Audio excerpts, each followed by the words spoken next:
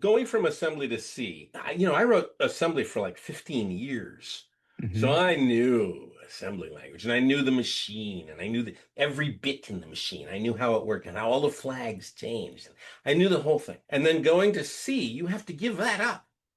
This intimate knowledge of the machine, you have to give up. You have to back away one little step and treat the language as if it's talking to some abstract machine that you sort of know how it works enough so that you can get the program to do what you want, but you've lost the intimate knowledge of the fact that there's this bit over there called the link that captures the overflow of the accumulator when you add too much stuff to it. All these funny little flags and address segments and all that stuff goes away. The step up just to see is an abstraction. And then you think, well, okay, but it's deterministic. The compiler will generate deterministic code. Will it really? I mean, if it's deterministic, then the code it generated should be the same between different versions of the compiler. But that's Right. not true.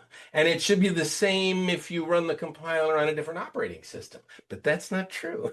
Yeah. Yeah. Yeah.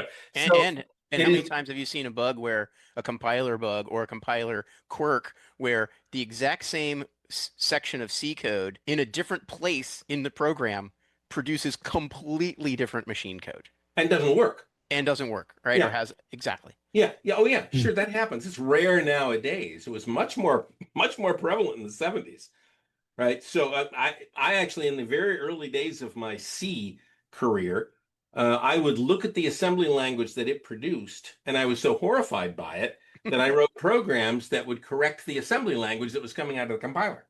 Right. This, Hmm. this this is the point that I think the people that are sort of like saying like I can't trust the AI to write code when I look at it, the code is horrifying. You just said it, Bob.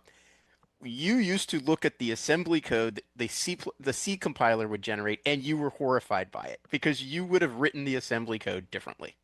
So Hmm. I wrote a tool. Yeah. I wrote a Interesting. deterministic tool that would correct that problem.